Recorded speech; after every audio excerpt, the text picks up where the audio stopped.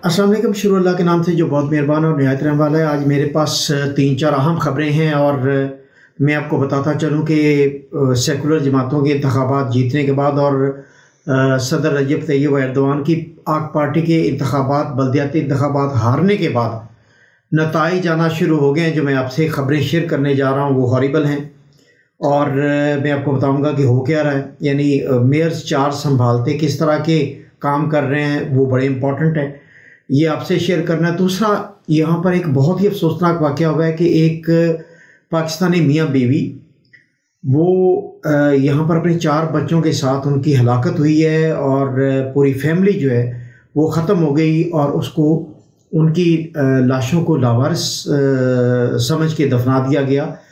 ये एक बहुत बड़ा अलमिया था। मैं आप पाकिस्तानियों को जिस मुल्क में भी हैं, एक मैं आपको नसीहत या एक एडवाइस करना चाह रहा हूँ कि आपको क्या करना चाहिए इस तरह के हालात से बचने के लिए और लावारिस होने से बचने के लिए क्या करना चाहिए।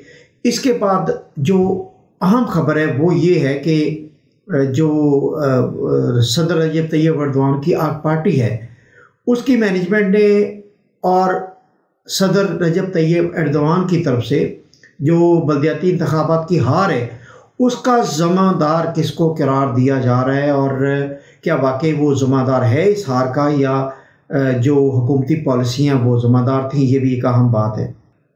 इतवार को इलेक्शन थे, इतवार की रात को जेएपी और अपोजिशन की सेकुलर जमातों की बड़ी जीत हुई है आक पार्टी के ख़िलाफ़ और सदर रजब तैयब एर्दोआन का आखिरी जो टेन्योर है सदारती टेन्योर उसमें उनको बड़ी शिकस्त का सामना करना पड़ा है। इसकी मैं डिटेल आपके सामने रख चुका हूँ पिछली वीडियो में। अब मैं आपको बता रहा हूँ कि मंडे से चार्ज मुंतकिल होना शुरू हुए मेयर्स और काउंसलर्स के। जिधर जिधर आक पार्टी के मेयर्स और काउंसलर्स हारे हैं वहाँ पर जेएपी पार्टी और बाकी वादा जो सेकुलर पार्टीज़ के जो जीते अरकान हैं मेयर्स और काउंसलर वो चार्ज ले रहे हैं बल्दियात के। तो अब हो क्या रहा है, अब ये हो रहा है कि पार्टी के जो मेयर हैं नेफ शहर में उन्होंने चार्ज संभालते ही एक ऑर्डर जारी किया जिस पर जो ज़ाब्ता के लोग हैं वो पूरे शहर में, यानी कोई अगर एक किसी अफ़गानी की दुकान है उसने पाकिस्तानी अफ़गानी परचम लगाया हुआ है तुर्की के परचम के साथ शीशे पर उसने लगाया हुआ है, यानी ये बताने के लिए कि यहाँ पर अफ़गानी या पाकिस्तानी या इंडियन सामान या अरब कोई परचम लगाया हुआ, सऊदी अरब या कोई और कतर का परचम लगाया हुआ। तो एक मुहिम का आगाज़ हो गया मंडे से ही कि वो जितने भी परचम इस तरह के शीशों पर या टेबल्स पर आवेज़ा हैं वो सबको रिमूव किया जाए और सिर्फ जो तुर्की का परचम है उसको आवेज़ा किया जाए, बाकी तमाम परचम जो है वो गैर कानूनी है। नेफ शहर से ये रिपोर्ट हुई, मैंने कहा आपसे शेयर करता चलूँ।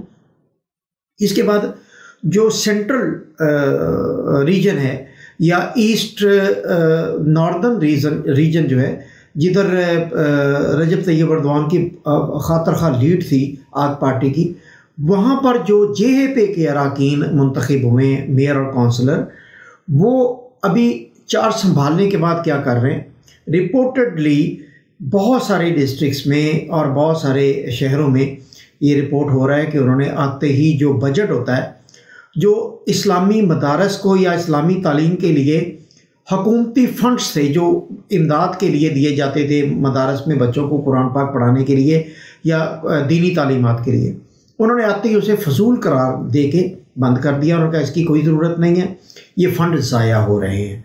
तो ये 3-4 दिन के नताइज मैं आपसे शेयर कर रहा हूँ और आने वाले दिनों में देखते हैं कि ये ऊँट किस करवट बैठता है। अभी मैं आपको बताऊँ कि एक फैमिली जो कोयटा से ताल्लुक़ रखती थी वो सैयद आगा अली आगा के नाम से शख्स थे, वो यहाँ पर इस्तांबुल में पहुँचे। यहाँ से 4 बच्चे थे उनके, मासूम बच्चे, उनकी बीवी थी साथ। यूरोप जाने के चक्करों में चानाकले से उन्होंने बोट पकड़ी। बोट में 28 से 30 अफराद सवार थे। बोट जो है वो लहरों की जो शिद्दत है वो बर्दाश्त नहीं कर सकी और वो डूब गई, जिसकी बुनियाद पर 22 अफराद हलाक हुए और उन हलाक शुदगान में 4 बच्चे और ये मियाँ बीवी कोयटा से वाबस्ता ये फैमिली सैयद अली आगा और उसकी बीवी और 4 बच्चे वो इस हादसे में जाँ बहक हुए और उनकी जानें गई। उनकी लाशों को रेस्क्यू करके निकाला गया समंदर से और फिर यहाँ पर इस्तांबुल में उनको सद खाने में रखा गया। चंद दिन उनकी शनाख्त हो गई, लेकिन उनको पीछे कोई कॉन्टैक्ट नंबर नहीं था, ना कोई फैमिली ऐसी थी जिसके ज़रिए पीछे उनके वारसीन लवाहिकीन तक पहुंचा जा सके। तो उनको लावारिस लाश के तौर पर यहाँ पर इस्तांबुल में सुपुर्द खाक कर दिया गया। अब इस बदकिस्मत हादसे से एक बड़ी इम्पॉर्टेंट चीज़ सामने आई है कि जब आप पूरी फैमिली यहाँ पर मौजूद हैं तो आपका कोई ना कोई ऐसा कांटेक्ट होना चाहिए आपका यहाँ लोकल, कि वो अगर आप मिसिंग हैं, आपके फ़ोन काम नहीं कर रहे, तो वो पाकिस्तान में या जिस मुल्क से भी आप यहाँ पर आए में वहाँ आपके रिलेटिव्स को ये इत्तला कर सकें, ताकि वो अपने जो रिश्तेदार हैं या जो भाई हैं, बहन हैं या जो फैमिली मेम्बर हैं उनकी वो यानी उनकी तलाश में मदद कर सकें। काफ़ी दिन तक उनकी लाशें सर्दखाने में पड़ी रहीं, लेकिन पीछे क्योंकि रब्ता नहीं हो सका, किसी को पता ही नहीं था कि वो पीछे उनका कौन है, किससे रब्ता करना है, कोई कॉन्टैक्ट नंबर नहीं था। तो जो बाहर मुकीम ओवरसीज़ हैं, एक्सपर्ट्स हैं, जो अपनी फैमिलीज़ के साथ मुंतकिल हुए में, शिफ्ट हुए में, रहाइश पजीर हैं, उनसे गुजारिश है कि कोई ऐसा रब्ता ज़रूर क्रिएट करें, खुदा न खास्ता किसी भी हादसे की सूरत में, जैसा कि ज़लज़ला या इस तरह का कोई मामला हो सकता है, तो आप कम अज़ कम आपके पीछे पता होना चाहिए आपको। और ये मैं वीडियो में उनकी तस्वीर शेयर कर रहा हूँ, मियाँ बीवी की और उनके बच्चों की। इसको वीडियो को शेयर करें, ख़ास तौर पर बलूचिस्तान में शेयर करें, कोयटा में शेयर करें, ताकि वहाँ से कोई अगर देख ले इनका वारस तो वो मेरे से रब्ता कर सकता है। यहाँ पर उनका ये पता किया जा सकता है कि उनकी यहाँ पर जो उनकी प्रॉपर्टी थी या उनके जो फर्नीचर था, घर था या जो भी था उनका, वो तो दुनिया से चले गए, लेकिन उनके लवाहिकीन तक उनकी मालूमात मैं पहुँचा सकता हूँ अगर ये पता चले कि वो कहाँ रह रहे थे और कैसे वो यानी यहाँ पर पहुँचे, कानूनी तौर पर पहुँचे, गैर कानूनी तौर पर पहुँचे, ये सब जानने के बाद मैं उनकी मदद कर सकता हूँ। तो ये एक अफसोसनाक वाक़या आपसे शेयर करना था। इसके बाद आखिरी जो मैंने एक आपको ख़बर दी थी कि वो ये कि आग पार्टी के जो करता धरता हैं और जो यानी इंतज़ामिया है, वो इलेक्शन हारने का ज़िम्मेदार, बल्दियाती इंतखाबात हारने का ज़िम्मेदार महमद शमशेक को यानी वज़ीर ख़जाना को करार दे रहे हैं। और वो शमशेक को क्यों करार दे रहे हैं, यानी इसका ज़िम्मेदार इलेक्शन हारने का, उसका मैं आपके सामने रख देता हूँ उसके अदाद व शुमार। यानी जब दोबारा से सदर रजब तैयब एर्दोगान सदर मुंतखब हुए तो उन्होंने शमशेक को ख़ास तौर पर वज़ीर ख़जाना के तौर पर रिक्वेस्ट किया कि आप आएँ और वज़ारत ख़जाना संभालें। उनकी मर्ज़ी का फिर हफीज़ा जो हैं वो स्टेट बैंक की लाई गई, गवर्नर लाई गई शमशेक की मर्ज़ी की। तो उनकी पॉलिसी सदर रजब तैयब एर्दोगान की पॉलिसी से एडवर्स थी। यानी रजब तैयब एर्दोगान चाह रहे थे कि जो मार्कअप इंटरेस्ट रेट है ये इस्लाम के मुनाफी है, इसको सिफर होना चाहिए, और वो 8 तक ला चुके थे। लेकिन शमशेक ने लास्ट टाइम भी जो रिज़ाइन दिया था वो इसी कॉन्फ्लिक्ट पर दिया था कि इन्फ्लेशन को अगर कंट्रोल करना है तो मार्कअप बढ़ाना पड़ेगा। और ये एक इकोनॉमिक की साइंस है कि मार्कअप को बढ़ा के इन्फ्लेशन को कंट्रोल किया जा सकता है। तो उनको दोबारा लाया गया, उनको फ्री हैंड दिया गया। गवर्नर स्टेट बैंक यानी मरकज़ी बैंक की जो गवर्नर है उनकी मर्ज़ी की लाई गई। उन्होंने 8% से मार्कअप उठा के उन्होंने 50% पर कर दिया। 1 साल भी नहीं अभी गुजरा, यानी 10 माह में। इसका नतीजा ये हुआ कि जो मार्केट है वो जमूद का शिकार हुई। लोगों ने यानी 10 मिलियन लीरा अगर बैंक में पड़ा हुआ तो 4.5 लाख लीरा उसे मिल रहा है। अब कौन चाहेगा कि वो काम करे या वो प्रॉपर्टी में इन्वेस्ट करे या वो कहीं किसी ट्रेड में लगाए या वो कहीं किसी बिजनेस को प्रमोट करे।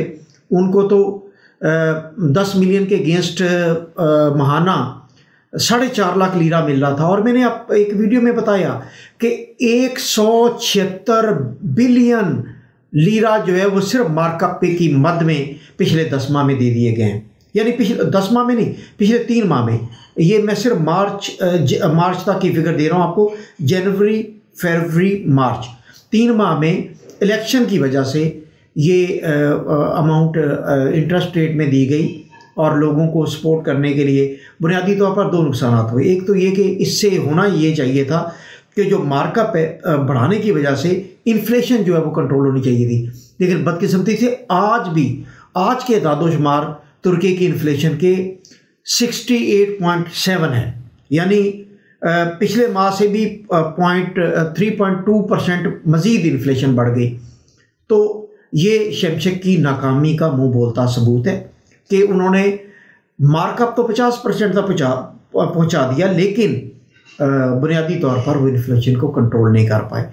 और दूसरा जो बहुत बड़ा इसका नुकसान हुआ, इसका नुकसान ये हुआ जो ताजिर पेशा जो ट्रेड करना चाहते थे, जो प्रॉपर्टी में इन्वेस्ट करना चाहते थे, जो हलाल के मुनाफे की तरफ गामजन थे, उन्होंने सारा पैसा उठा के बैंक्स में रख दिया और वो एक सूद जिसे हमारे नबी पाक सल्लल्लाहु अलैहि वसल्लम ने अल्लाह ताला से जंग के मुतरादिफ करार दिया है, तो वो सूद की तरफ राग़िब हो गए और मार्केट से पैसा गायब हो गया और वो सारा बैंकों में डंप हो गया। इसके बावजूद महंगाई ना कंट्रोल हो सकी, इन्फ्लेशन कंट्रोल नहीं हो सकी और जो कमोडिटी के प्राइसेस हैं वो आसमान को छूने लगी। तो ये अगर ये इतना बड़ा यानी हराम काम करना ही था तो उससे कम से कम आवाम को कहीं कोई रिलीफ तो नज़र आता इकोनॉमिक पैरामीटर के तहत, वो भी नज़र नहीं आया। तो अब सारा मलबा उन पर डाला जा रहा है कि आपको जिस पर्पज़ के लिए लाए थे कि इन्फ्लेशन को कंट्रोल करना है और आवाम को रिलीफ देनी है, तो वो रिलीफ भी नहीं मिल सका, इन्फ्लेशन भी हाई लेवल पर चली गई और इंटरेस्ट की मद में 3 माह में 176 बिलियन लीरा वो दे दिए गए बैंकों से उन सार्फिन को जिन्होंने पैसा डंप किया हुआ था। और जो मुल्क में ट्रेड है वो भी डंप हो गया, जो तिजारत में सर्कुलेशन है पैसों की वो भी सिफर हो गई, वो भी सर्द खाने में चलेगी, लेकिन इन्फ्लेशन और महंगाई फिर कंट्रोल नहीं हो सकी। तो अब ये वादियों नज़र में दिखाई ये दे रहा है कि वज़ीर ख़ज़ाना उसको चेंज किया जाएगा और पॉलिसी को फिर दोबारा से इंटरेस्ट रेट को नीचे लाया जाएगा। 50% इंटरेस्ट रेट दुनिया में कहीं भी नहीं है और ये मेरे ख्याल में दुनिया का वाहिद मुल्क है जिस पे bank fix deposit, term deposit पर 50% के करीब मार्कअप दे रही है सार्फिन को। ये बहुत बड़ा एक अलार्मिंग इकोनॉमिक पैरामीटर है जिससे इकॉनमी तबाह होने के और इन्फ्लेशन ना कंट्रोल होने के वाज़ेह सबूत सामने आ चुके हैं। तुर्की और यहाँ की मालूमात के लिए हमारे चैनल को सब्सक्राइब ज़रूर करें। मैं जब कहता हूँ तो आप लोग कर लेते हैं, जब नहीं कहता तो आप लोग नहीं करते, इसलिए मेरी रिक्वेस्ट है कि बेल आइकॉन को भी प्रेस करें, सब्सक्राइब भी करें और हमारे साथ जुड़े रहें। हम आपको लेटेस्ट मालूमात और यहाँ के लेटेस्ट हालात और एक्सपर्ट और फॉरेनर्स और ओवरसीज़ के लेटेस्ट सूरत हाल के बारे में आगाह करते रहेंगे। बहुत शुक्रिया।